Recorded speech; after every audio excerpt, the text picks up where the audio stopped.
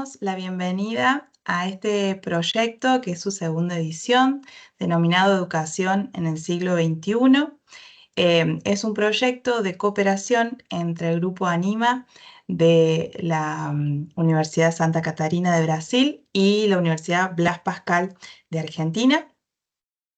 Este proyecto de extensión internacional tuvo una primera parte de debate sobre algunos lineamientos específicos de un documento editado por UNESCO en 2021, denominado Reimaginar juntos nuestro futuro, un nuevo contrato social para la educación.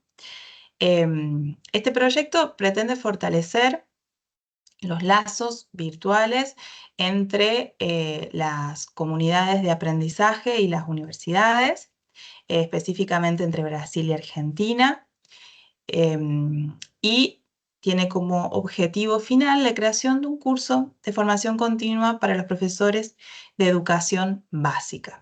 Mi nombre es Melissa Maina, soy la coordinadora junto con Flavia Wagner de la Universidad de Brasil. Y hoy vamos a estar compartiendo en este espacio algunas ideas sobre el aprendizaje significativo. Vamos a ver qué es, un poco su historia, algunos conceptos principales, algunas metodologías de utilización, así como un par de ejemplos para que puedan utilizarlos en el aula. Hoy nos acompañan Ana, Diana y Lucas.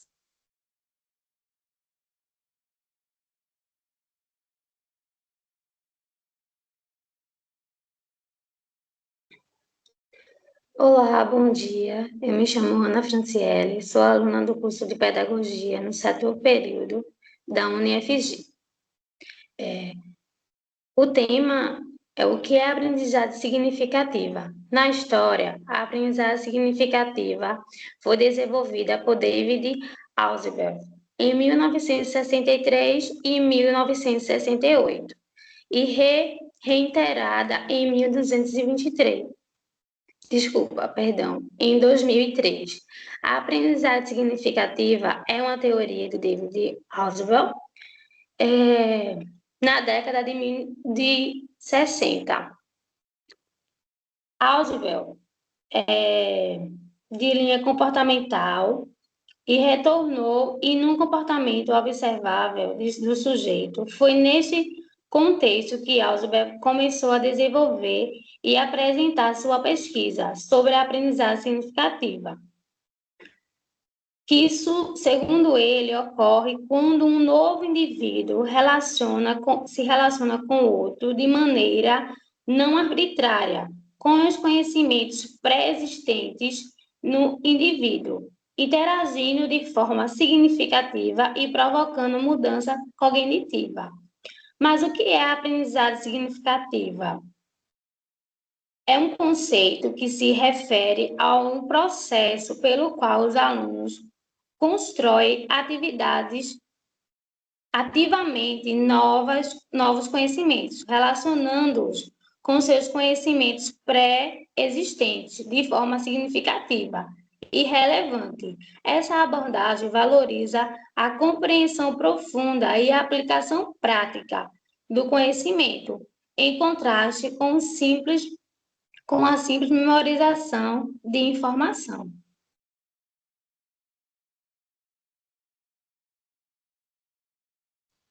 Bom dia a todos. Meu nome é Diana, eu sou aluna do 1º período de Psicologia da Universidade Anhembi Morumbi, da cidade de São José dos Campos. Eu vou explicar agora como que nós podemos implementar a aprendizagem significativa. Lembrando que o foco da aprendizagem significativa está em capacitar os alunos a pensar e a aprender ativamente. Uma das maneiras de se implementar a aprendizagem significativa é relacionar o conteúdo de aula com a experiência, vivências e os interesses dos alunos. Além disso, podemos basear a aprendizagem em projetos como forma de envolver o aluno de maneira prática no seu processo de aprendizagem. Uma outra maneira de se implementar seria o ensino colaborativo e a aprendizagem de grupo, que permitam discussões e debates. aulas interdisciplinares, conectando diferentes disciplinas para explorar um conceito ou um tema. O professor também passa a ser o mediador do processo de aprendizagem, que orienta e desperta questionamentos, auxiliando os estudantes a encontrar as respostas. Além disso, é importante também se adotar metodologias ativas de aprendizagem, como estudos de casos, discussões, projetos sociais e comunitários, excursões e palestras. Outras maneiras seriam utilizar materiais potencialmente significativos, utilizando outros recursos como filmes, vídeos, fotos, músicas, plataformas de aprendizagens, jogos interativos, e aqui a gente cita alguns exemplos, como o Lego Education, o Google Education e o Matfic, que ensina de forma interativa a matemática por meio de jogos. Além disso, também é necessário que o método de avaliação formativa tenha um caráter de diagnóstico e feedback e seja realizado ao longo do processo de aprendizagem, permitindo que o aluno entenda as suas necessidades e o professor possa adaptar o ensino. É importante também o sistema de autoavaliação e metacognição, aonde o professor auxilia também este aluno a fazer o seu processo de autoavaliação e encoraja também o seu processo de aprendizagem. Obrigada.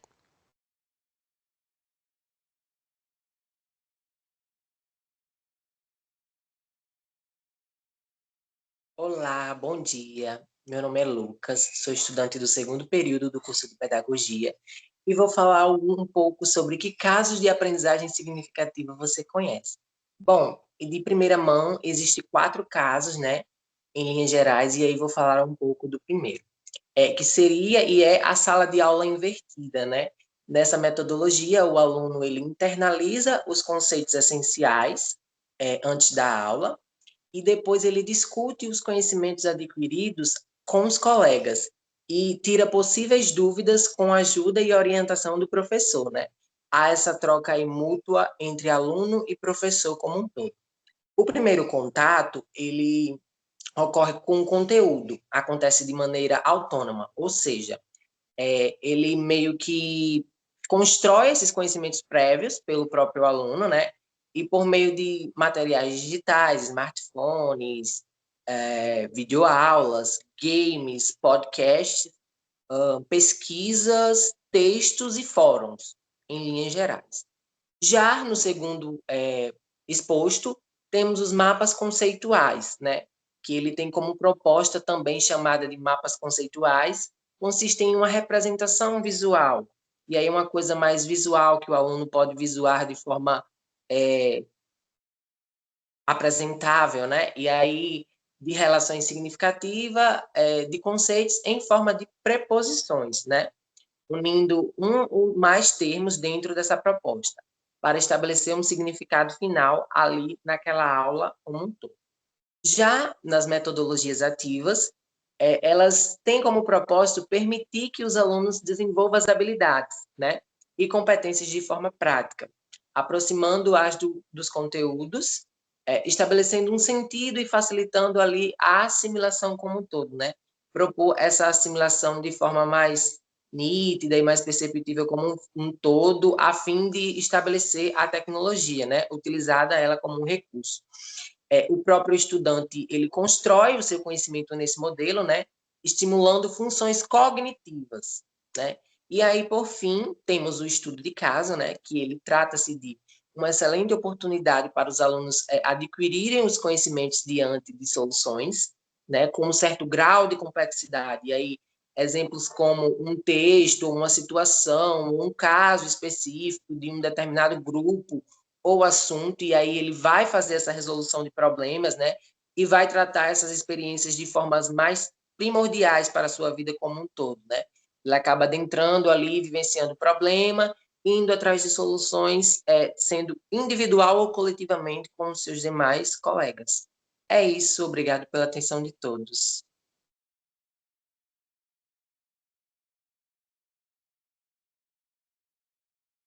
Como pudimos escuchar y observar, Ana, Diana y Lucas nos han compartido algunas ideas principales sobre el aprendizaje significativo, que es una manera, una forma de poder realizar con nuestros estudiantes un proceso de enseñanza y aprendizaje que realmente sea significativo y que tenga en cuenta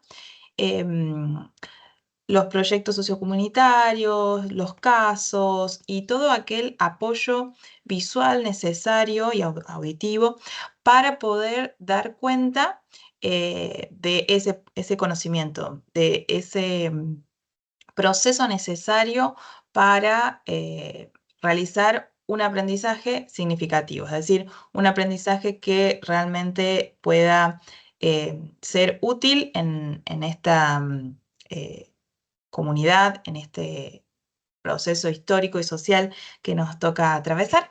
Entonces, estas maneras, estas formas de llevar a cabo el proceso de enseñanza y aprendizaje puede ser muy significativo y muy importante. Este video es un poco para compartir algunas ideas, para recuperar que si bien el aprendizaje significativo no es nuevo, porque como nos contó Ana, tiene ya tiene varias décadas, sí nos parece muy interesante poder recuperarlo para relacionarlo con esta propuesta que nos hace UNESCO de la educación en el siglo XXI y cómo poder pensar de manera transversal las aulas e integrar, como nos contó Diana, en algunas de estas ideas, de estos recursos, los diferentes conocimientos que debemos llevar al aula, que debemos compartir con nuestros estudiantes. Lucas nos estuvo hablando un poco de cuáles son las metodologías necesarias para incorporar estos conocimientos y como podemos ver son muy amplias e involucran cuestiones más analógicas ligadas a las aulas tradicionales y también una incorporación de la tecnología, que sabemos que es uno de los grandes debates y uno de los grandes interrogantes que tenemos en este momento en las aulas. Por lo tanto, pensamos que estas ideas pueden ser recuperadas y llevadas a cabo en las aulas y en las instituciones educativas. Les agradecemos su tiempo, espero que les sea útil, esperamos con todo el equipo que sea fructífero para poder compartir con sus estudiantes. Y los invitamos a recorrer en este canal de YouTube las otras propuestas que han elaborado los otros grupos sobre diferentes temáticas relacionadas a el documento de UNESCO y a las inquietudes que han tenido los docentes de educación básica. Muchas gracias. Olá, bom dia a todos que se fazem aqui presente e a todos que nos assistem pelo canal do YouTube. Bom, me chamo Meriane, sou estudante de Pedagogia, estou cursando o 7º período na Universidade da UNP, no Rio Grande do Norte. Bom, ingressei neste projeto de extensão por ele ter um tema bastante importante e bastante relevante a ser discutido na nossa atualidade. O documento da UNESCO, o qual tivemos como base, vem enfatizar essa importância e nos informar desta inovação na área da educação para novas conquistas e um novo futuro a partir deste tema que é a educação no século XXI. É muito importante que professores estejam sempre aptos a aplicar novas estratégias que contribuam para o processo de alfabetização em sala de aula. Conteúdos que contenham principalmente a ludicidade são alternativas que podem trazer significados para a criança de forma mais consistente. Trazem também a interatividade entre eles. Eles conseguem absorver os conteúdos com mais facilidade e se apropriam melhor. Inúmeras são as possibilidades que podem ser utilizadas em sala de aula de forma prática por professores, a partir de conhecimentos prévios que as crianças já trazem consigo. Que atividades poderiam ser essas? bingo de palavras, recontação de histórias, leitura compartilhada, formação de palavras com tampinhas de garrafas, leitura e escrita de pequenas palavras com objetos que fazem parte do dia a dia da criança. Vou descrever aqui como seria este bingo. O bingo de palavras, a professora poderia estar distribuindo na sala cartelas como esta. Aqui tem as figuras e a professora vai tirando uma letrinha por vez. Por exemplo, ela terá a letrinha A. A letrinha A. A criança vai lá na sua cartela, vai observar e procurar onde tem a letrinha A, em qual quadrinho. Na figura que tem a letrinha, ela vai procurar e vai colocar com o alfabeto móvel ou escrever com a canetinha.